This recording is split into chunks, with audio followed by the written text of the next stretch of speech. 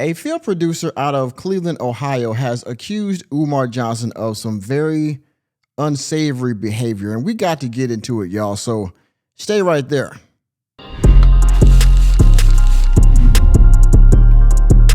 Ladies and gentlemen, meet this woman right here you see on the screen. Her name is Mary Ann Lorient. Now, she runs a film production business called Lorient Vision Productions. And a while back, she invited Umar Johnson to come down for 5 days to help her film and produce a movie called Awaken. Now, this movie is on YouTube. All right, you all can check it out. Please go to her channel, subscribe, and check out this movie and other content she has on her channel. She is an independent filmmaker.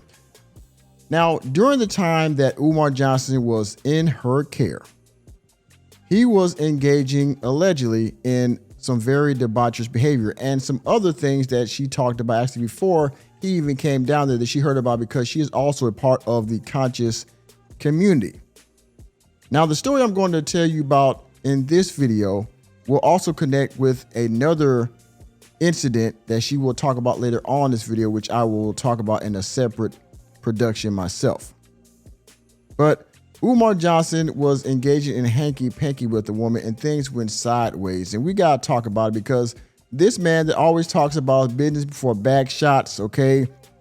He always talks about business before the bedroom, things of that nature. I keep telling you, consciousness over coochie, politics over punani. I keep telling y'all that. Consciousness comes before coochie. This man was supposed to be taping this movie or helping this woman. He was a star, one of the stars in the movie. And well, let's just say the script wasn't the only thing he was working on. So let's get into it. Of course, this is on YouTube. I'll give my fair use clause before I do. Of course, before we get into the reaction, hit the like button. And if you haven't done so already, hit that subscribe button and the notification bell. And if you want to donate to the channel, please hit the super thanks down below. Please join the memberships. All right, hit that join button down below, or you can hit the Cash App. Hit the Cash App. $ fdmg school. Hit the Cash App. $ Miss Nori, because I do this for fun, but I also, of course, do this for funds. Let's get started. From my movie, I told you guys that he put her out and I left her and I really troubled my soul, but I never really went into details. I'm going to publicly tell the entire story. So the casting agent called me. It was a midday. I was at the studio and she's like, Marianne, can I schedule an appointment? I would like to talk to you. I said, oh, perfect. I'm at the studio now. Do you want to drop by? Because she's like, she didn't want to have this conversation over the phone. Now, what Miss Lorient is referring to is a time where she mentioned in a previous video where a woman went to Umar Johnson's room in the evening against Miss Mary's better judgment. And this woman called her the next morning early, wanting a ride from the hotel. Now, Miss Lorient let her know that I can't do that because I have things in my car. I don't have room. Plus, you're on the other side of town. It's going to be hard to get to you and things like that. It was very inconvenient for Miss Lorient to come get this woman in that certain time. Now, what Miss Lorient didn't know is that the situation that was going on was actually worse than she thought, because, yeah, Mrs. Marion was annoyed because, for one, she really told her, don't do that anyway. Y'all mixing business with pleasure right now. And she knew what was going on, but the woman went anyway to Omar's room late in the evening. I believe 5, 6 o'clock, 7 o'clock comes around the morning. This woman calls Miss Lorient, asking for a ride home. Miss Lorient's pretty much like, no, I can't do that. And she had her reasons, and rightfully so at the time. But what she did know is that there was a bigger situation going on between this lady and Umar Johnson. Umar Johnson, well, I won't spoil it for you, but let's just say things got tense. Let's continue. And by the way, Miss Lorient felt sorry about leaving this woman afterwards, after she heard what really happened. That's what she's discussing right now. The details after the fact, what she figured out the situation. Yeah, okay. 20 minutes away, would that work? I said that's. And by the way, the volume is low because I believe she's doing this from her phone, and you're going to hear the smoke detector go off in the back. You're going to hear the beep, so please try to ignore that. I'm going to be here for another 2 or 3 hours. And she did arrive at the studio. Ooh, I found a long street. She did arrive at the studio And then I said, what is it? Like, I wasn't alarmed, but I wanted to know what if she wanted to talk in person that she couldn't say over the phone. And then she was like, well, um, I know you as an individual. Um, when I'm hearing this story, it didn't sit well with me, and it doesn't sound like your character. Why did you abandon the young lady? And I said, well, you know what? You talking about the girl that went to the room with Umar. I said, nobody abandoned her. When she called, I told her I didn't have room in the car, and I didn't. I had camera equipment, I had food, because as a producer, I provide craft that feed everybody from the actors and people that are on set. I said, I really couldn't pick her up. And she goes, Marianne, she was there till 7 a.m. in the morning. My heart dropped. I said, no, I think you're mistaken. She called me at 5 a.m. And she said, Marianne, she was there stranded, not until 7 a.m. someone was able to pick her up. And I couldn't understand. What she was giving me, I was dumbfounded. I was just like, my heart just dropped. When the actors, they have a portfolio that they give you with a headshot, a professional headshot, with name, address, email, phone number, um, their height, their weight, shoe size, even if they have a distinguished mark or a tattoo, everything, so we can see if that person will fit the character that we need. I didn't call her. I didn't text her. I didn't email. I did get in my car. I didn't even finish what I had to do at the studio. After I finished talking to her, I said, I'm going to touch base with her and I will follow up with you. Now, again, her casting agent called her and asked her why did she abandon this young lady. Now, this young lady went to Umar Johnson's room because Umar Johnson requested her to say, okay, well, can you come up to the room so we can go over the script for the next day? That was his excuse to get her up to the room. And, well, now you're caught up, right? She leaves the next morning. She asks Miss Lauren for a ride. She says no. And now I guess the word's out that Miss Lauren left this woman at the hotel. Now this lady's asking Miss Lauren, well, why? What happened?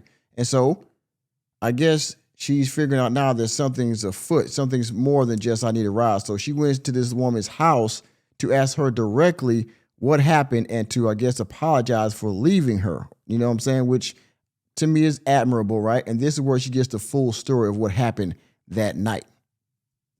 Went straight to the young woman's house. She does waitress job from memory serve me, right? She lived with her grandmother. I knew that much. And when I rang the doorbell, I took, I think 3 or 2 steps back from the porch because I didn't know how it was going to be received. And luckily she opened the door and she's like, Miss Marianne, what is it? You know, she wasn't rude, but it wasn't a warm reception. And I said, I'm so sorry. Can I talk to you?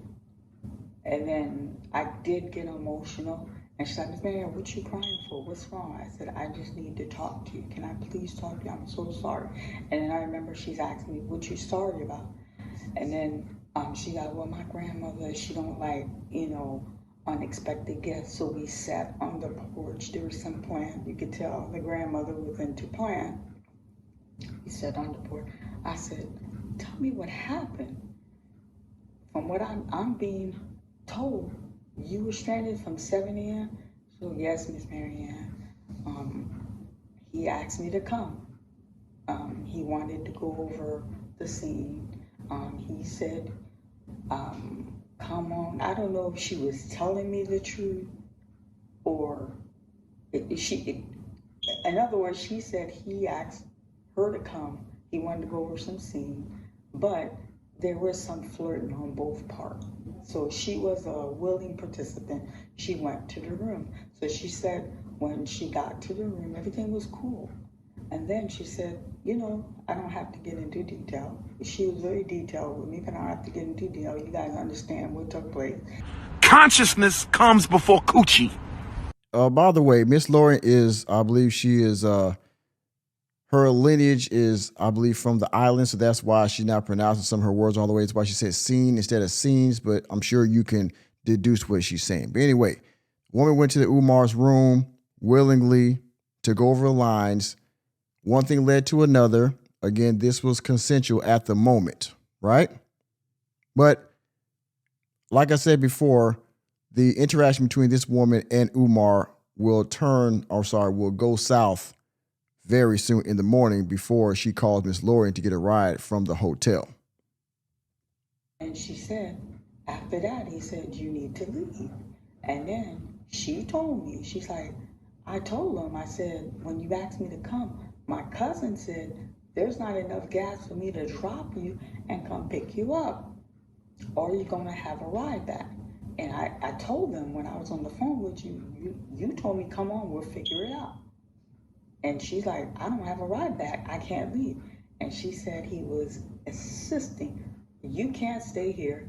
I'm a leader. They can't pick me up in the morning. And I'm coming out of my hotel room with a woman. You have to leave. I keep telling you, consciousness over coochie. Politics over punani. Now, Enemy spotted. this is where the fraudster comes in at, right? So you invite this woman up. She came, right? You let her into your hotel, which that's going to come up a little bit in another video. And so y'all do consensually, right? No problem. But she told you beforehand that, look, I need you to make sure I got a ride back to this. Where the aftercare stuff comes in, right, gentlemen? From other content creators, shout out to CGA. This is where aftercare comes in, right? If she told you, I'm coming up there, we're going to chill, and whatever happens after that, it's between two consenting adults, but I need a ride back to my place because the person that dropped me off is not going to be able to take me back, right? So that was on you, Umar, to make sure this woman made it back to her residence safely, right? And when stuff like this doesn't happen, that's when the women come out and they throw you under the bus, which is what happened right here. You treated her badly on the back end after she gave you some, which you shouldn't have been doing in the first place, because you should have been professional, Mr. Business Before Backshots, right? Okay. So now she's airing you out to the production team. Now the producer of the movie, Miss Marianne Lorient here, is figuring out that you immediately kicked this woman out after doing the no pants dance because you want your image to stay righteous. You didn't want people to know that you was, getting hanky-panky on the set of the movie. You want to continue to portray yourself to be this great leader and, a professor and, I'm the most requested scholar, right? That you don't do these kind of debaucherous things, having one night stands and stuff and, Sharon Moore type stuff, right? No. You got to leave right now. So when I leave out here, I leave by myself. And it looks like I've been focusing on my career the entire night with this script, right? Okay. And she called her cousin, and then she's like, I'm still in the room. I could tell he's agitated. When she called her cousin, the cousin said, I told you I didn't have enough gas to come pick you up. Have him call you an Uber or have him figure out how you're getting back here. I can't come and get you. Now I want you guys to understand. I live on the west side. She lived on the east side. Most of my cast and actors were east siders. So I lived on the west side. The guy who I chose to drive Umar around, he was a west sider. So I selected a hotel on the west side of town. The producer on the west side, the person chauffeuring him is also on the west side of town. So that's a 45-minute give and take traffic, 45-minute west to east. So this girl told her there's no gas money to come pick her up. So she told me it got escalated, the tension between her and Umar. And then she's like, Miss Marianne, when he was telling me I gotta go, I was like, yo, he's tripping. And then she, she got some gump. She go, I'm not leaving, I'm staying, and I'm gonna leave with you in the morning because we're going at the same place. I'm part of the scene. She told me she literally had a struggle with him. He picked her up, opened his hotel room, and put her out. She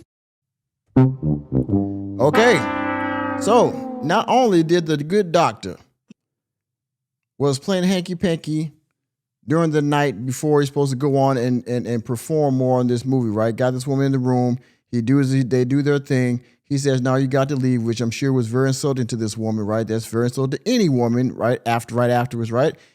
Then after she calls her cousin, when she reiterates, "Look, I can't pick you up," and the tension's getting higher and higher because Umar wants her out now.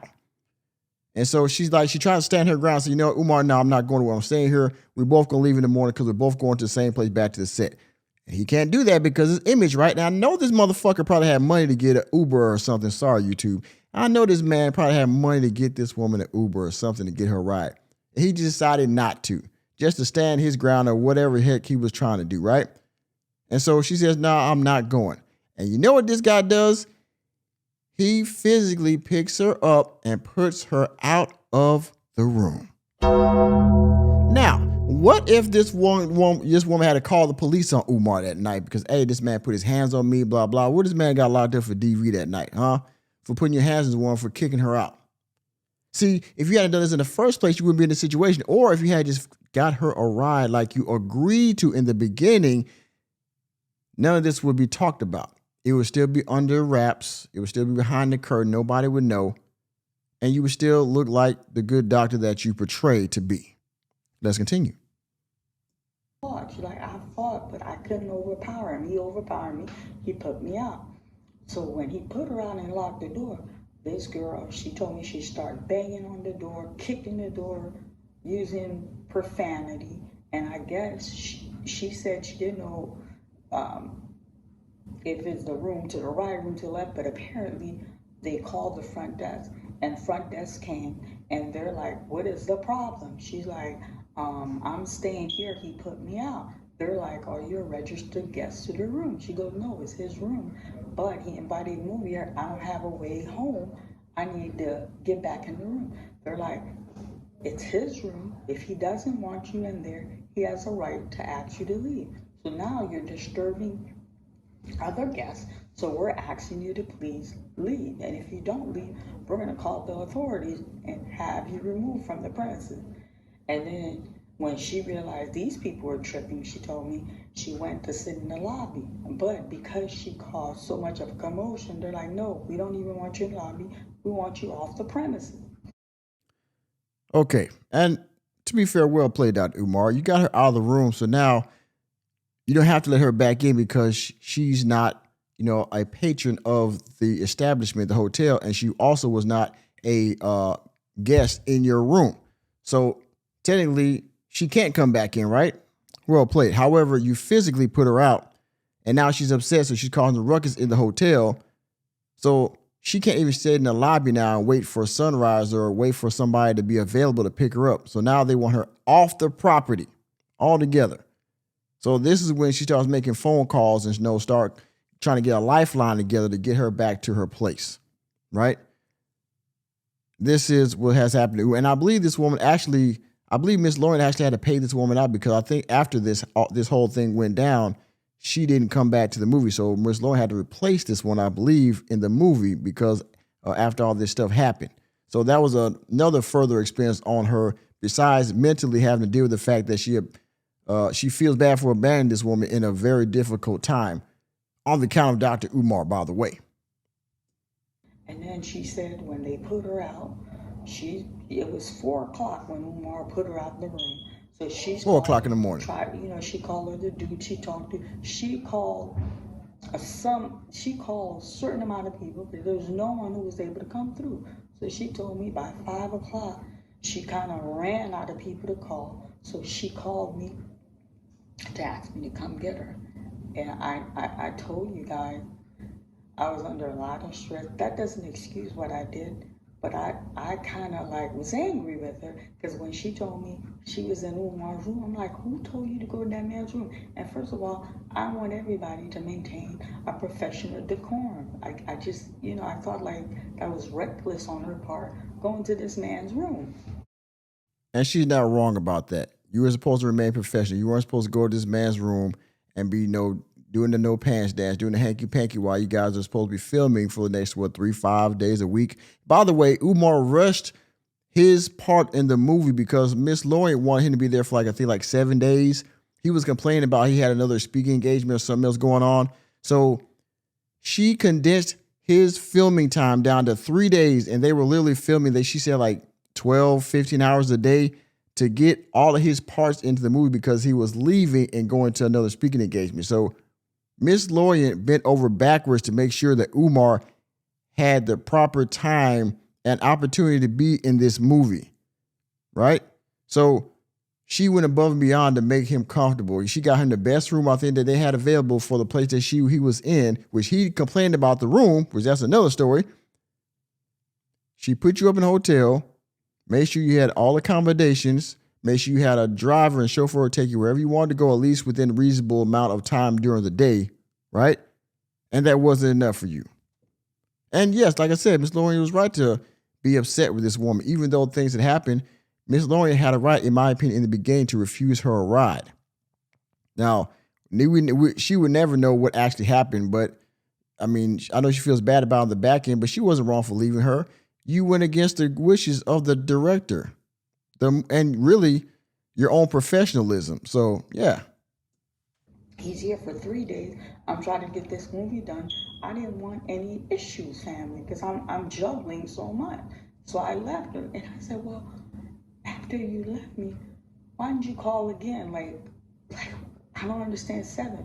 So she said when she called her cousin, she started crying. She goes, Miss Marianne said, no, she's not picking me up. Miss Marianne hung up the phone on me. I never shared that with you guys, but yeah, I told her I'm not coming. I did. I just kind of abruptly hung up the phone with her. I abruptly ended the conversation. That's understandable. So she said when she's crying, her cousin said, well, I'm going to see what I can do, but you just going to have to sit and sit tight and let me figure it out. And when she told me, this is why I had to get therapy because of her and that mother of 4. She said, my cousin had to go to this dude, Miss Marianne, he wanted head just to give her $20. Another woman had to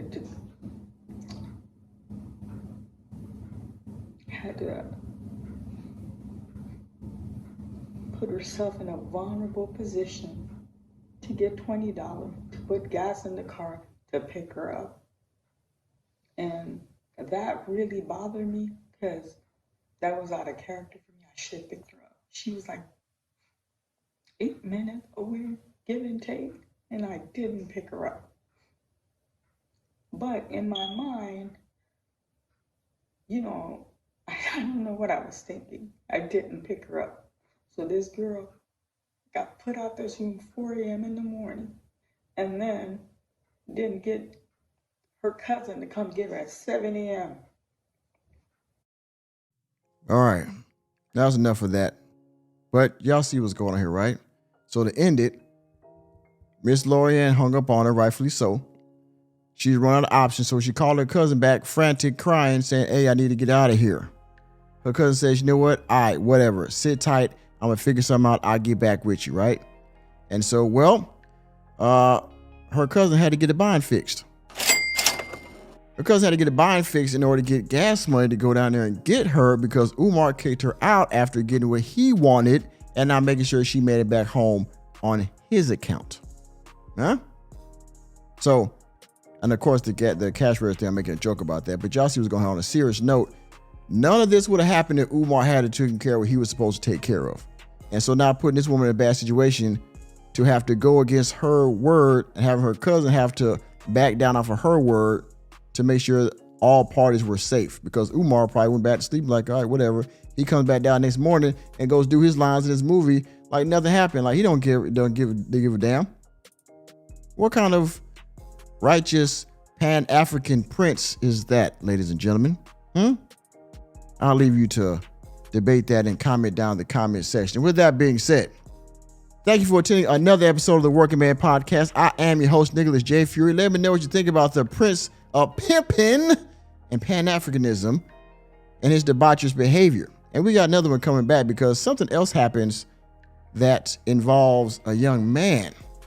And somehow he didn't get the same treatment that this woman got. But we're going to get into that in another video. And as always, hit the like button, hit the subscribe button, and the notification bell. We're out of the door, and I will see you on the next video.